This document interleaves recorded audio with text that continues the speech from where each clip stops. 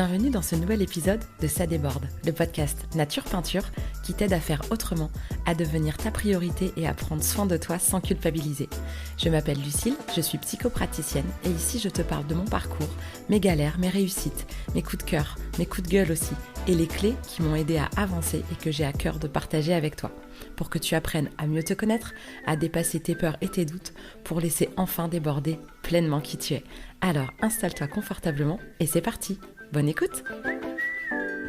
Coucou, je suis ravie de te retrouver aujourd'hui pour un nouvel épisode de podcast. Alors cet épisode, je l'enregistre depuis ma caravane et il pleut. Alors, et il y a des voitures. Étant isolée comme elle est isolée, on entend les voitures qui passent un peu vite et qui font un peu de bruit et on entend la pluie. Donc le petit bruit de la pluie, ça peut peut-être être super sympa. Le bruit des voitures peut-être un peu moins et je suis désolée pour ça. Ça fera partie de l'univers sonore de cet épisode. Alors, de quoi j'ai envie de vous parler aujourd'hui ? J'ai envie d'aborder un sujet qui fait aussi écho à la formation que je viens de terminer sur la constellation familiale. J'ai fait une formation en 2 modules. J'ai fait qu'une partie de la formation en fait parce que je me suis formée à la constellation en individuel. J'ai pas poursuivi pour l'instant pour faire des constellations de groupe. J'avais envie d'avoir un outil individuel à intégrer lors de mes accompagnements en individuel. Je sais pas si j'ai déjà dit autant individuel en si peu de temps. Voilà, c'est fait. Donc la constellation familiale... c'est un outil qui permet d'explorer les représentations inconscientes, mais néanmoins pesantes, qu'on se fait de notre système familial, ou qu'on a intégré comme tel par rapport au vécu qui a été le nôtre dans l'enfance. Donc l'idée, ce n'est de blâmer personne, comme quand j'accompagne, le principe qu'il faut entendre, c'est que globalement, on a tous mal à papa, mal à maman, et qu'on est tous traumatisés par notre enfance, avec tous les degrés que ça peut engendrer, mais on n'a pas besoin d'avoir eu une enfance traumatisante avec des faits reconnus reconnus comme tels, pour porter des traumatismes de son enfance. Et quand je dis de son enfance, c'est pas forcément que de son vécu réel de l'enfance, c'est aussi du vécu qui était celui des parents à ce moment-là, grandir dans une famille avec des parents sereins ou avec des parents stressés pour X ou Y raison et tendus et dans l'inquiétude, même s'ils font ce qu'ils peuvent pour que les enfants ne soient pas impactés directement, etc., c'est comme si dans l'air, il y avait une forme d'insécurité. Donc l'idée, c'est pas de dire que ces parents qui ont peut-être traversé des choses difficiles et qui ont eu des grandes périodes de stress ont été des mauvais parents et n'ont pas été capables de protéger leurs enfants. C'est pas ce que je veux dire. Certains n'épargnent clairement pas leurs enfants. D'autres ont beau essayer d'épargner les enfants, quand il y a de la tension à l'intérieur des grands, ça se sent chez les petits. Et un enfant se sent toujours responsable de ce qui lui arrive et de ce qui globalement se passe autour de lui. Comme je dis souvent, un enfant ne remet jamais en question le milieu dans lequel il a grandi. Donc pour lui, c'est sa norme et il apprend à s'accommoder de cette norme, si horrible soit-elle, dans certains vécus. Et ces mécanismes de protection, ce qui va faire que on a réussi à minimiser ou à se persuader que c'était pas si grave, que c'était pas si dur, qu'il y avait pire, que quand même, non, j'ai pas eu une enfance traumatisante.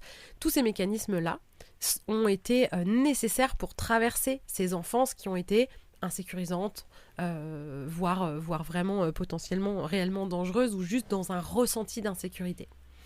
Donc les enjeux qui sont à l'intérieur de nous vont prendre racine dans l'enfance, mais vont aussi être le résultat du transgénérationnel, des lignées en fait familiales, du poids qui se trimballe dans la famille. Faut comprendre qu'une malédiction, au-delà du côté un peu psychomagique qu'on peut entendre derrière la malédiction ou la bénédiction, et j'adore voir ça comme ça aussi, au-delà de ça, en langage des oiseaux, que j'aime particulièrement aussi, une malédiction, c'est quelque chose qui est mal dit, maldiction. Et une bénédiction, béné, bien, diction, dit. Voilà, bien dit. Donc une bénédiction, c'est quand les choses sont bien dites, ou sont dites déjà tout court. Et une malédiction, c'est quand les choses sont mal dites ou pas dites. Les tabous, les secrets de famille, c'est un fléau. un enfant qui a été adopté à qui on ne le dit pas, c'est vraiment en pensant bien faire. C'est un poids parce que c'est pas dit. Et qu'en fait, l'enfant, qu'on lui dise ou pas, alors je prends cet exemple-là, mais ça peut être plein d'autres choses, il y a le poids du secret. Et quand il y a un secret, quand il n'y a pas de mots, c'est parce qu'il y a de la honte. Parce que le cri de la honte, c'est le silence. Alors on veut protéger, mais ça fait descendre de la honte. Alors je dis pas qu'on a honte d'avoir adopté, hein, mais le fait de pas dire fait descendre de la honte et de la culpabilité. En fait, les poids énergétiques transgénérationnels qui descendent, c'est la honte et la culpabilité. Et elles vont chercher ces hontes et ces culpabilités à être entendues. Et donc, il y a parfois dans des familles des événements qui se répètent de génération en génération et on ne le sait même pas. Il y a un livre, si ça t'intéresse comme mécanique, il y a un livre de Anne Ancelin Schustenberg, je crois, ou je crois que j'écorche allègrement son nom. Ancelin, c'est sûr. A-N-C-L-I-N. Je noterai son nom correctement orthographié en référence de l'épisode. Et le titre de son livre s'appelle Aïe mes aïeux. Et c'est un livre, alors, c'est hyper intéressant. Si tu veux t'attaquer à ça, alors c'est pas un roman, je l'ai trouvé, bon, c'est très mal vendu, je te l'accorde, mais je l'ai trouvé super... pas très agréable à lire, super lourd à lire parce qu'il y a beaucoup d'informations, parce qu'il y a beaucoup de répétitions, de redondances, parce qu'il y a des exemples en fait qui se répètent. Il y a quelque chose d'un petit peu laborieux dans la lecture, en tout cas moi j'ai trouvé, ou peut-être parce que je connaissais pas suffisamment, j'ai découvert un peu ces principes de transgénérationnel à travers ce livre, donc peut-être que j'avais pas suffisamment de connaissances pour que la lecture soit fluide. En tout cas, j'ai quand même trouvé ça super intéressant.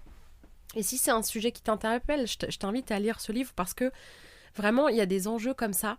Elle appelle ça le syndrome de l'anniversaire, je crois, où à des dates précises où un aïeul, peu importe le niveau, hein, ça peut être les grands-parents, les arrière-grands-parents, les arrière-arrière-grands-parents, donc parfois on ne connaît même pas leur nom.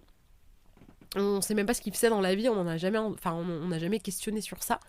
Et puis au moment où il nous arrive un accident ou je sais pas quoi, ou un accident de parcours, hein, pas forcément un accident de voiture, mais voilà un truc dans la vie qui fait qu'on va commencer à s'interroger et à chercher un peu des clés, du sens, de la réparation, etc.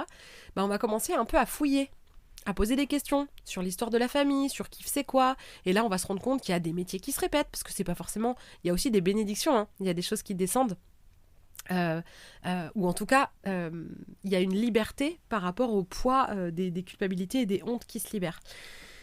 Et donc dans tous ces grands principes de la systémie familiale, il y a des ordres aussi, il y a un ordre naturel des choses, comme le fait que les choses descendent en fait de génération en génération et ne sont pas censées remonter. Si tu as déjà été accompagné par moi, c'est quelque chose que je dis souvent aussi.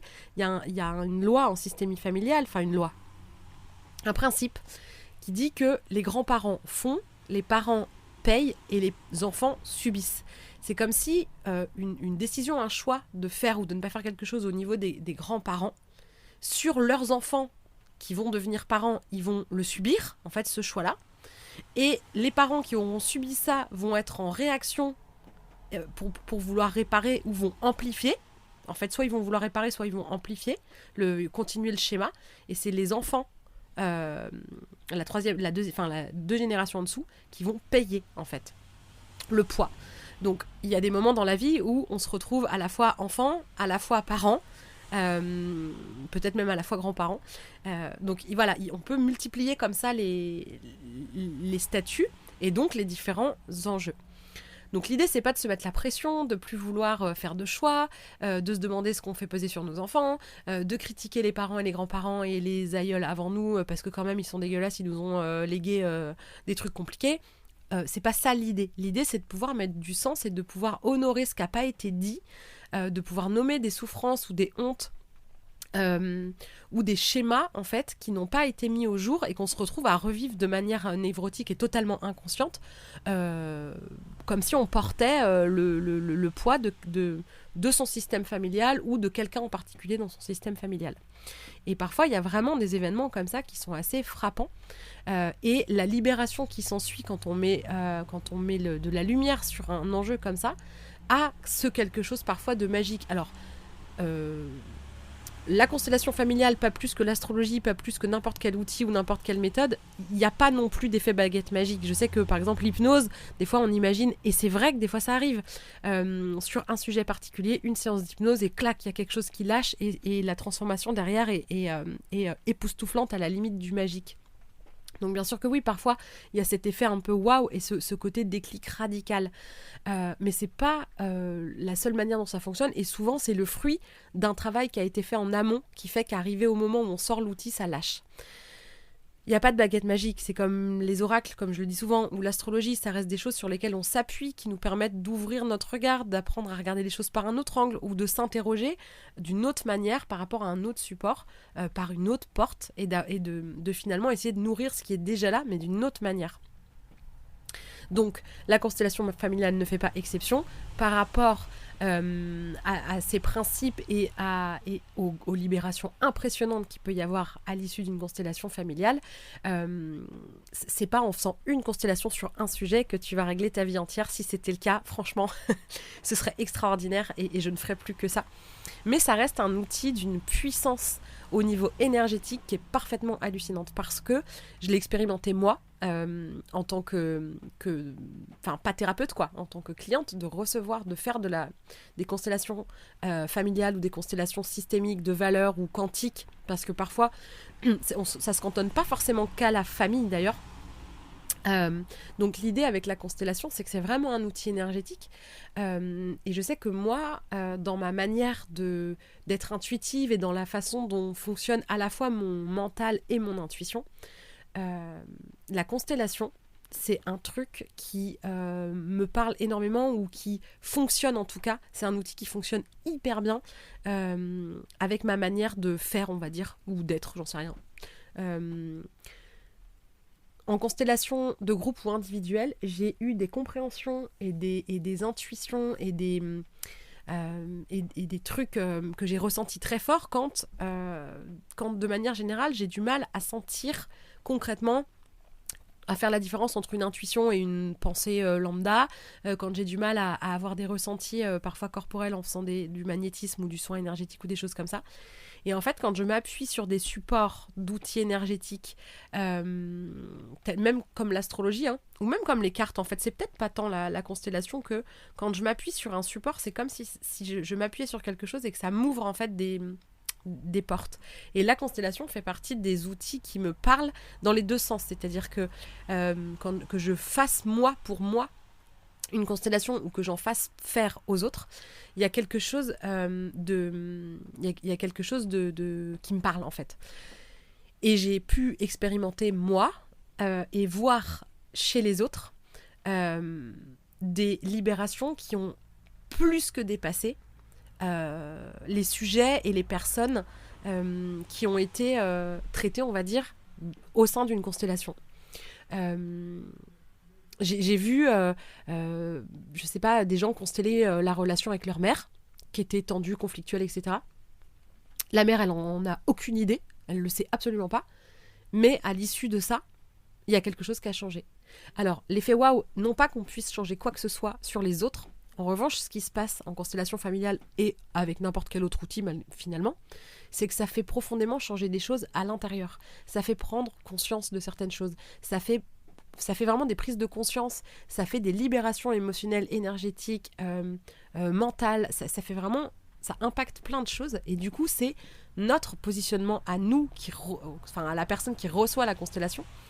Ça fait changer des choses profondément. Comme quand je fais l'étude du thème astrologique, parfois, de dire les choses telles que moi je les perçois, et de juste dire, en fait, ça existe à l'intérieur de toi et que la personne se reconnaisse et se dise putain, mais j'avais jamais vu ça comme ça. Là, pas plus tard qu'il y a une demi-heure. Donc, j'ai préparé un thème tout à l'heure. Enfin, j'en ai préparé 3, mais il y en avait 2 pour aujourd'hui. J'en ai encore un après et un pour demain. La personne, à un moment donné, a bugué. Elle a même pleuré. Il y a eu un truc de... Et la personne m'a dit, je sais même pas pourquoi je pleure. Et parce que à plein de niveaux, il y a une espèce de prise de conscience il y a eu quelque chose d'extraordinaire. Et forcément, cette personne-là, j'ai hâte de la revoir pour le rendez-vous, pour continuer l'étude du thème, parce que c'est en 3 rendez-vous, là c'était le premier. Quand je la revois dans une dizaine de jours, de pouvoir voir si déjà elle a observé des choses concrètes qui se sont passées différemment dans sa vie, non pas parce que le fait d'étudier son thème va impacter les autres, tout comme faire une constellation va pas impacter les autres directement, mais indirectement parce que ça va tellement nous impacter qu'en fait notre manière de nous comporter ou ce qu'on dégage va être modifié, va être différent de d'habitude, et donc les interactions avec les autres automatiquement sont différentes, puisque quand le principe c'est que les mêmes causes ayant les mêmes effets, il se passe toujours la même chose. Et quand d'un seul coup, la cause est différente, les effets sont différents. Et donc, quand on se comporte, quand on change un tout petit peu sa manière de faire, ou son curseur, ou juste l'énergie qu'on dégage, en fait, ça change énormément de choses au contact des autres.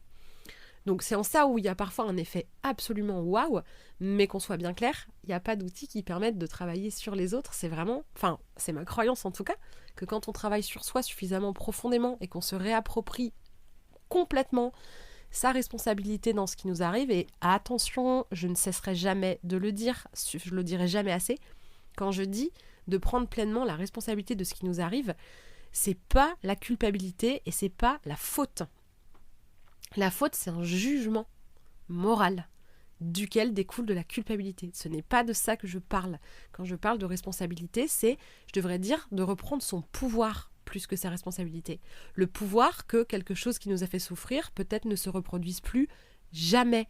Si vous êtes quelqu'un qui a tendance à chaque fois que vous changez de travail ou à chaque fois que vous arrivez dans un endroit où il y a des nouvelles personnes, vous êtes systématiquement la personne de qui on va se moquer, ou qui va être un peu harcelée, ou qui va avoir...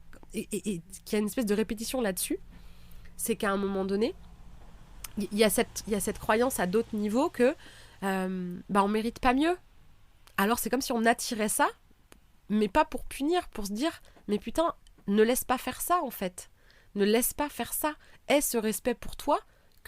Et c'est comme quand on se respecte pas de l'intérieur, l'extérieur va nous manquer de respect pour qu'on se rende compte que en fait on autorise d'une certaine manière, où et c'est pas une histoire de mériter ou de provoquer, c'est juste une histoire de si je reprends mon pouvoir et que je décide que je ne mérite pas qu'on me traite mal et que j'interdis aux autres de me traiter mal. Alors encore une fois, on n'a pas la main sur les autres, mais de poser une limite, alors là maintenant ça suffit de me parler comme ça, je suis pas un paillasson, je ne veux plus qu'on me parle comme ça.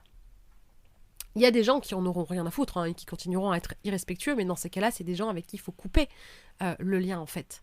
Alors quand il s'agit des parents, c'est toujours plus compliqué. Le lien peut se couper, bien sûr. On n'est pas obligé de garder le lien avec ses parents si c'est une relation toxique qui nous fait souffrir. Mais le lien de sang, nos parents resteront nos parents. Qu'on soit en désaccord avec eux ou qu'on soit vraiment qu'on ait eu des parents violents qui vraiment n'ont été que toxiques, l'idée c'est pas de continuer à les voir juste parce que c'est nos parents, mais ce sont nos parents en fait, et s'il reste une chose à honorer, c'est juste le fait que ils nous ont donné la vie, voilà. Et en constellation il y a vraiment cette phrase qui dit que les parents nous ont donné la vie, c'est beaucoup mais c'est assez, et parfois ça s'arrête là en fait. Voilà. Et donc on peut couper le lien, c'est pas ça. Mais couper un lien sans avoir réglé la problématique, c'est juste fuir la problématique. Et c'est pour ça que du coup ça se répète, puisqu'on n'a pas forcément compris l'enjeu de la problématique. Si on pense que c'est les autres qui sont pas respectueux, et dans les faits c'est vrai, du coup, mais on tombe que sur des gens pas respectueux, donc on change de travail par exemple parce que c'est toujours au travail que ça se passe mal, en fait si on récupère pas son pouvoir dans la problématique, on peut toujours changer de boulot, il se reproduira toujours plus ou moins la même chose. Donc l'idée c'est de venir mettre en lumière un enjeu inconscient, un schéma répétitif qui souvent prend place en fait dans l'enfance. Là, si on prend le cas de quelqu'un qui est toujours en train de se faire harceler, qui sent pas trop sa place, etc., c'est à questionner sur c'était comment avec tes frères et sœurs. Est-ce que tu avais ta place? Est-ce que tu te sentais toujours en trop? Est-ce que tu te taisais et que tu te faisais discrète pour pas qu'il y ait des représailles d'un grand frère ou d'un parent peut-être violent, peut-être humiliant, etc. Il y a souvent des racines en fait dans les mécanismes d'enfance. Et la constellation familiale va permettre de montrer ça. Ce qu'il faut aussi comprendre au-delà de ça, et là on va arriver à l'image autour de laquelle j'avais envie de tourner aujourd'hui, il faut comprendre que quand un système trouve une sorte d'équilibre disharmonieuse ou un équilibre déséquilibré, en fait, le fait que ce soit complètement pas stable et déséquilibré, mais qui est comme un point d'équilibre et que ça tienne quand même, en fait, d'une certaine manière, ça arrange tout le monde. Et tout le monde s'appuie sur ce truc-là qui est branlant, mais qui, à force d'être branlant, a trouvé une certaine forme de stabilité. Et quand on commence à bouger, je sais pas pourquoi j'ai l'image des gars là qui ont des baguettes avec des assiettes dessus et qui au-dessus des assiettes il y a encore des baguettes et des baguettes et des baguettes, et en fait c'est très précaire comme équilibre, et il suffit que quelqu'un arrête de bouger ou bouge différemment la main sous une des assiettes et c'est l'intégralité qui se casse la gueule. Si on veut qu'il y ait une pile d'assiettes, on pose l'assiette sur le sol et on les empile, et là au moins c'est stable. Mais pour pouvoir arriver à ça, il faut accepter d'arrêter de faire tomber les assiettes, de les laisser tomber, de rattraper celles qu'on peut et d'accepter d'en casser en chemin pour pouvoir de déconstruire, pour pouvoir reconstruire. Et ben il y a quelque chose de cet ordre-là, et il y a des résistances qui sont aussi au-delà de nous quand on fait bouger les lignes, parce que ça vient. Et c'est ça, en fait, qui a un peu cet effet des fois magique de dire, mais waouh, c'est moi qui bosse sur moi. Et puis, en fait, ça a des répercussions de partout. Bah oui, parce qu'en fait, alors, les répercussions, ça peut aussi être des reproches. Ah, mais t'as changé, ça va, avant, t'étais quand même moins chiante. Bah ouais, en fait, avant, j'étais un paillasson et tu t'essuyais allègrement sur moi. Et en fait, maintenant, je t'interdis de le faire, que tu sois contrarié. Écoute, j'ai envie de te dire, grand bien de face. Parce qu'en gros, c'est un peu ça. Je caricature un petit peu, mais à peine. En gros, c'est ça qui se passe. Quand on a l'habitude de ne pas régler ses problèmes parce qu'en fait, on les reporte sur la personne d'à côté, qui elle-même les reporte sur la personne d'à côté, et ainsi de suite, et en fait, ça fonctionne tant que personne rechigne et que tout le monde fait pareil, à partir du moment où il y en a un qui dit non mais là stop, en fait, moi mes problèmes, je vais les déverser sur personne derrière, par contre, j'ai besoin de toute la place pour m'en occuper, et donc, vos paquets à vous, j'ai pas de place. Et ça retourne à l'envoyeur. Et en prenant son plein pouvoir de s'occuper de ses problématiques sans attendre que ce soit les autres qui les prennent en charge, parce que nous, on est en train de s'occuper de celles des autres. En fait, c'est un peu ça le problème. C'est quand on accepte de prendre les poids qui sont ceux des autres, bah du coup, les nôtres, bah, on ne peut pas s'en occuper, donc on les repose, on espère bien, et même des fois, on impose que quelqu'un d'autre en dessous ou à côté s'occupe des nôtres. Bah forcément, quand même. Et en fait, l'idée, c'est que chacun reprenne son paquet, s'en occupe, et ce qui ne veut pas dire qu'on n'a pas le droit d'aller se confier à une amie, de discuter de ce qui s'est passé, de venir aussi peut-être faire un reproche en disant, tu sais, telle anecdote... Alors, l'émotion, je m'en suis occupée et je m'en occupe encore, mais en fait, ce qui s'est passé là, en fait, c'était inadmissible et ça m'a profondément blessée. Mais de s'être occupée quand même de la charge émotionnelle qu'elle est avec.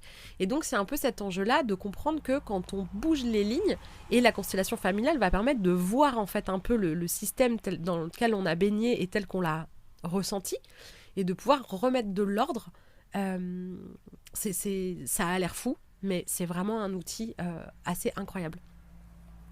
Et donc l'idée, ce à quoi ça m'a fait penser, c'est ce concept du panier de crabes. Je sais pas si c'est vrai, si c'est un vrai comportement des crabes, ou si c'est un peu une légende style un peu fable. En tout cas, peu importe, parce que dans l'idée que ça se passe comme ça ou pas, je crois que c'est vrai, hein, mais peu importe, quand bien même ce serait pas vrai, ce serait une image comme l'histoire de la grenouille qui se rend pas compte qu'elle est cuite.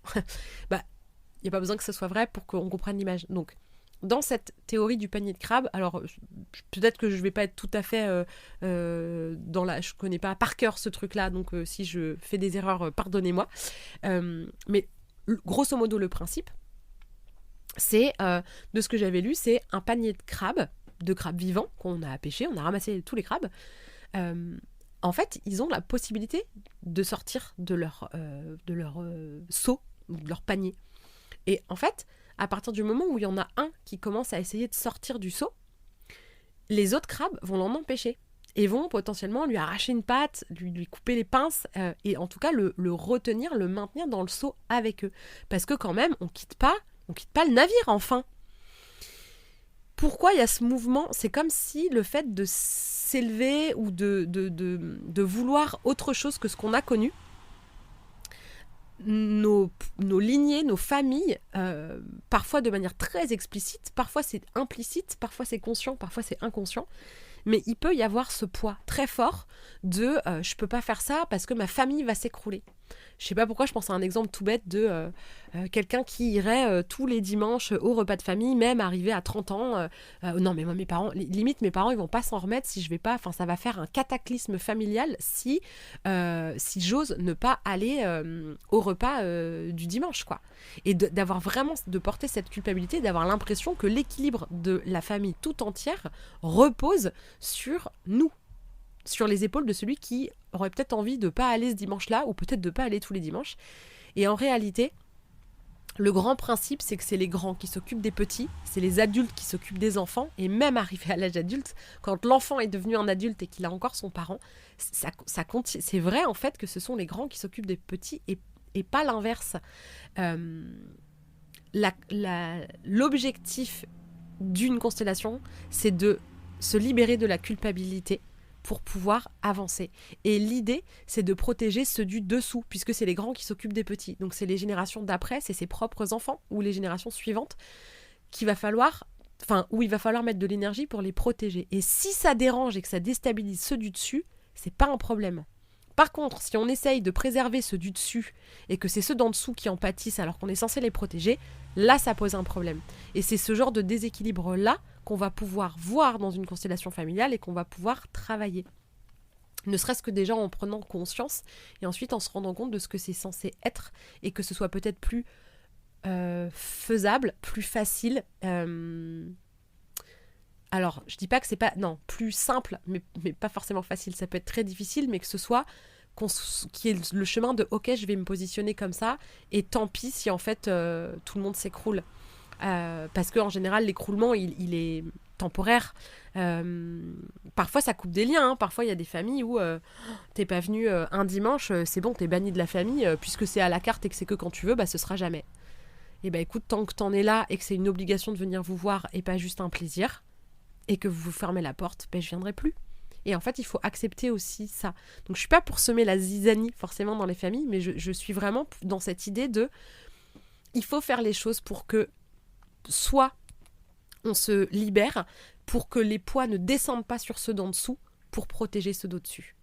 Donc voilà un peu l'idée. Et donc le panier de crabe reprend un peu cette image-là, dans le sens où c'est comme si le fait qu'un crabe essaye de faire autrement, de se libérer d'un sort, c'est-à-dire là le seau en l'occurrence, en gros c'est on meurt tous ou on vit tous, mais c'est hors de question qu'il y en ait un qui prenne la décision, qui ose sortir, parce que le crabe qui décide d'escalader le bord de son panier, aussi bien il va mourir plus vite et il va se faire, je sais pas moi, il va se retrouver, s'il est sur le sol d'une poissonnerie, il va pas retrouver la mer, hein. Et il sait pas ce qui l'attend, mais il va avoir le courage de dire vas-y, j'essaye de faire autrement. Et le panier de crabe va l'empêcher, parce qu'en fait finalement quand on essaye de se libérer, ça ramène ceux qui se libèrent pas au fait qu'ils se libèrent pas. Et si on montre que quelque chose est possible et qu'on est prêt à essayer, ça ramène ceux qui ne veulent pas ou ne peuvent pas essayer à leur impuissance, et ça c'est hors de question. Et c'est pas conscient, hein. Je suis pas en train de dire qu'on a des familles de Machiavel qui nous retiennent. Là, j'ai un peu une image de vieux dessin animé avec des méchants qui nous tirent vers le bas, là. Genre, tu sortiras pas de là. Mais il y a un peu de ça quand même. Et je dis pas que toutes les familles sont diaboliques. Et tout ça, c'est des enjeux parfaitement inconscients. Mais qui sont parfois très très explicites. Où ça va être vraiment dit, gravé dans le marbre. Dimanche, tu viens déjeuner, sinon c'est... ça va pas le faire, quoi. Et ça va vraiment pas le faire, en fait, l'idée. Je dis pas que si on fait une constellation là-dessus, le fait de pas y aller, ça va hyper bien se passer. Par contre, juste, on va peut-être réussir à pas y aller et à pouvoir accepter les reproches et de pouvoir dire, je suis désolée que ça vous peine à ce point-là, parce que c'est pas que je vous aime pas, c'est juste qu'aujourd'hui, j'ai pas envie. Et donc, c'est tout ça qu'on peut venir bouger. Et donc, cette image du panier de crabe, c'est de comprendre que parfois, quand on veut faire autrement, notre entourage, en fait, va plaquer ses peurs sur nous et ça peut nous empêcher.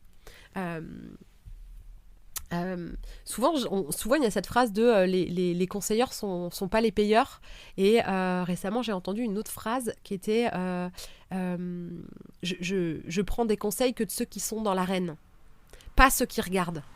Parce que prendre le conseil de quelqu'un qui s'est jamais battu dans une arène pour apprendre à se battre dans une arène, quand c'est l'avis de quelqu'un qui n'a fait que regarder des batailles et qui se rend pas compte de ce qui peut se passer pendant qu'on est sur le champ de bataille, n'a pas beaucoup de valeur. Si ce n'est les projections et les peurs, mais pas un vécu. Donc l'idée, c'est aussi de comprendre que les peurs qu'on vous plaque, les mises en garde qu'on va vous mettre sur une action, genre mais tu vas pas quitter ton travail quand même, et tu te rends pas compte, mais ça c'est les peurs de la personne. Et souvent, ce qu'il faut bien entendre, c'est que ce panier de crabes qui veut nous retenir et qui veut nous empêcher de nous libérer, de s'émanciper, d'avancer, de grandir, de prendre un chemin différent, alors ce sont des choses qui peuvent ralentir et qui peuvent mettre un plafond de verre parce qu'on va pas oser, décevoir, ou prendre la responsabilité de ma mère s'est jamais remis, elle est tellement inquiète, elle dort plus la nuit parce que j'ai quitté mon travail. Mais ça c'est son problème à elle. Tu vas pas toi rester dans un boulot qui te stresse, du coup être je sais pas moi nerveux avec tes gosses parce que tu passes des journées de merde et du coup bah tu t'engueules avec ton conjoint, t'es pas trop présent pour tes gosses parce que t'es stressé, tout ça pour que maman s'écroule pas.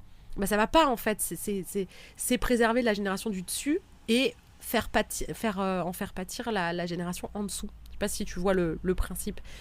Ce qu'il faut pas perdre de vue, c'est que ces conseils-là, qui en fait sont des conseils qui castrent, qui limitent, qui ralentissent, viennent vraiment d'un espace d'amour. Souvent, c'est parce que nos proches nous aiment infiniment, qui veulent nous préserver de bien des dangers. Et en réalité, c'est très limitant. Alors, ok, c'est un acte d'amour, et on remercie pour ça, mais on ose sortir de son panier de crabes plus facilement si on a conscience qu'on va peut-être nous en empêcher, et que cet empêchement-là, c'est de l'amour. Mais du coup, il faut s'autoriser à faire les choses sans forcément avoir la bénédiction, et en acceptant que peut-être on s'inquiète, que peut-être on critique le chemin, et qu'en fait, bien souvent derrière, c'est de l'amour. Un acte humain n'est motivé que par deux choses, de l'amour ou de la survie. Alors, il y a certaines situations où c'est pas si simple à transposer, mais dans l'idée, c'est ça. Et comme d'habitude, et je terminerai sur ça, les cartes que j'ai tirées sont extrêmement parlantes, je trouve. J'ai tiré la carte du 10 d'épée. Donc comme d'hab, je ne connais pas la vraie signification de cette carte, je vais juste me baser sur le dessin, où on voit une femme de dos. Elle regarde vers l'horizon, et elle est pas en mouvement, quoi. On voit qu'elle est pas en train de marcher. Elle a quand même le pied arrière qui se soulève, genre je vais pas tarder à faire un pas. Mais là, on voit qu'elle est un peu immobile et qu'elle attend. Et au-dessus d'elle, il y a comme une nuée de corbeaux qui forment un peu comme une ligne noire, comme si il y avait une espèce de plafond de d'aura un peu de mauvais augure. Le côté pauvre corbeau, on lui prête toujours des... C'est comme les chats noirs, ils ont mauvaise réputation, peut-être à juste titre à certains endroits, mais là, il y a un peu, ça fait un peu oiseau de mauvais augure qui lui plane au-dessus de la tête, et on sent que si elle avance... on sait pas, c'est comme si les oiseaux lui présageaient du pas bon si jamais elle avance. Et moi, ce que je vois, c'est qu'il y a quand même une femme là qui respire la sérénité. Tu iras voir les photos si tu veux sur Instagram. Moi, je trouve que cette femme, elle respire la sérénité. On sent qu'elle a fait du chemin et que quelque part, pour moi, elle est en train de s'apprêter, malgré ces oiseaux de mauvais augure, à avancer en fait. Et l'autre carte, c'est la carte de la conscience. Et la petite phrase, c'est « Je m'élève et j'élève mes vibrations ». Et je trouve qu'il y a le côté dans le panier de crabes de vouloir s'élever. Ça ne veut pas dire qu'on est mieux que ses parents et que de toute façon on fait mieux qu'eux, qu'on vaut mieux qu'eux, et que c'est pas ça l'idée. C'est que de toute façon, chaque génération fait mieux et plus vite que la génération précédente parce qu'elle est riche de ce qu'il y a eu avant, et que il y a cette idée de toujours honorer en fait les aînés, que ce soit l'aîné d'une fratrie ou les aînés dans le sens aïeul, parce qu'ils ont porté des choses et qu'ils ont traversé plus ou moins bien, on va dire, comme ils ont pu, mais ils ont porté des choses qu'on n'a pas forcément à porter. Et puis il y a des choses qui descendent, qu'on se retrouve à porter, mais qu'on peut aussi décider de regarder autrement. Et d'accepter peut-être de parfois pas être soutenu, de comprendre que c'est une preuve d'amour, mais que on est peut-être prêt à oser tout simplement. Et pour ça, il faut se sentir serein. Et pour se sentir serein, il faut aussi, je m'élève et j'élève mes vibrations. Je vois vraiment l'idée du travail intérieur, d'aller dans ces profondeurs pour récupérer l'énergie qui est utilisée à porter en fait nos poids, ceux des autres, les poids inconscients, les lignées, les tout ça, et de pouvoir en fait les libérer pour que l'énergie qui était utilisée à contenir tout ça puisse en fait être utilisée à autre chose. Et donc en se libérant, il y a la possibilité de grandir et de s'élever réellement, sans vouloir regarder les autres d'en haut en disant bande de nazes, vous n'avez pas fait le chemin. Il y a vraiment pas, il y a vraiment rien d'élitiste ou d'orgueilleux ou de je sais pas quoi. C'est vraiment dans quelque chose de l'ordre de l'énergie qu'on renouvelle et d'oser faire le chemin sans attendre la bénédiction. Je te ramène à l'épisode de la semaine dernière sur où je reparle d'Obélix avec l'arbre qui cache la forêt, où en fait Obélix attend l'autorisation de prendre de la potion magique. C'est pas de la potion magique qu'il veut, c'est qu'il veut qu'on l'autorise. Il veut que l'extérieur lui dise mais oui, t'as le droit. Ben, il y a un moment donné dans la vie où il faut aller, si tu veux la potion magique, en fait, donne-toi l'autorisation. Rends-toi compte qu'en fait, il n'y a personne d'autre que toi, entre toi et la potion magique que tu convoites tant. Et le jour où tu auras compris ça, bah, tu seras libre de dire je vais goûter la potion magique parce que j'ai quand même envie de voir ce que ça fait, ou non, mais c'est vrai que je me rends compte que j'ai une force hors norme et que j'ai peut-être pas besoin de cette potion magique et en fait, c'est pas qu'on m'en empêche, c'est que j'en ai plus besoin. Donc rien n'a changé et tout a changé. Et si tu te rends compte que l'autorisation, elle vient que de toi et que l'interdiction ne vient que de toi, bah ça change tout. Et c'est ça qui donne une forme de liberté. Si en écoutant cet épisode et les exemples que j'ai pu donner, s'il y a des sujets qui ont fait écho, ou si le fonctionnement de la constellation familiale, si tu connaissais pas, t'intrigue, ou si tu connais et que tu te dis « Ah putain, c'est vrai que c'est quand même un super outil », sache que je vais proposer, donc ce sera visible sur mon Instagram, l'oreille et la plume, si tu me suis pas, va voir à cet endroit-là, ou contacte-moi par ce biais-là pour avoir les infos. Mais pour pouvoir pratiquer tout de suite et pour pouvoir justement, tant que la formation est encore fraîche à ma mémoire, la meilleure manière d'intégrer des connaissances, c'est de mettre en application. Donc pour pouvoir ancrer cet outil que j'affectionne déjà énormément, je vais proposer des petites séances qui seront dédiées à ça. Je ne sais pas encore si je ferai peut-être 30 ou 45 minutes à petit prix du coup, pour pouvoir m'exercer. Sache que je le propose à la fois en cabinet, mais je peux aussi, alors ça fonctionne pas de la même manière, mais c'est aussi quelque chose que j'ai envie d'expérimenter, en visio. Donc n'hésite pas, que tu sois près de chez moi dans le Finistère ou loin, il y a la possibilité de prendre un rendez-vous avec voilà un sujet ou quelque chose qui t'interroge et qu'on puisse travailler ça avec une constellation. Donc ça pas forcément familial, hein, ça peut être un souci avec une reconversion, voilà, peu importe, ça peut être un sujet, peu importe, ça se constelle en fait. Donc si jamais c'est un outil qui t'a parlé, fais-moi signe par Instagram sur l'oreille et la plume et on verra ensemble pour mettre un rendez-vous. Et je vais là dans la semaine prochaine mettre les créneaux. La durée, je vais prendre le temps de voir ce que je propose, le prix, la durée et les créneaux possibles. Donc je vais proposer tout ça. Donc si tu es intéressé, n'hésite pas à me faire signe. J'ai déjà plusieurs personnes que je vais contacter avant même de me donner les dispos qui veulent un rendez-vous comme ça. Donc si ça t'intéresse, n'hésite pas. J'espère que cet épisode t'a plu, j'espère que ça t'aura donné matière à réfléchir. Si tu as envie de me donner ton ressenti par rapport à l'épisode, n'hésite pas. Si tu aimes mon podcast et que tu veux le noter, je vais faire une petite parenthèse parce que j'ai plusieurs personnes qui m'ont dit « J'adore ton podcast, je te mets des cœurs et des étoiles par ici ». Alors le par ici, c'est différents biais, c'est WhatsApp où on me fait des vocaux incroyables, des messages sur Instagram en me disant « Ah, je mets ça là parce que j'ai pas compris comment noter les podcasts sur Spotify ». Et j'avoue, c'est pas super intuitif. En fait, quand on est sur la page du podcast, pas dans un épisode mais sur la page du podcast, il y a 3 petits points, il y a un menu supplémentaire dans les 3 petits points. Quand tu cliques dessus, il y a évaluer l'émission. Et là, tu peux mettre les 5 étoiles. Je crois pas qu'on puisse mettre un commentaire. Sur Apple, on peut. Sur Apple, je crois qu'il faut descendre hyper bas, tout en bas pour voir les étoiles. Et sur Apple, tu peux mettre un commentaire. Donc voilà, si jamais le cœur t'en dit, n'hésite pas. Et puis si tu sens que cet épisode ou que globalement mon podcast peut apporter quelque chose à quelqu'un de ton entourage, n'hésite pas à le transmettre. Je te souhaite une belle journée, soirée ou où que tu sois. Et je te dis à la semaine prochaine.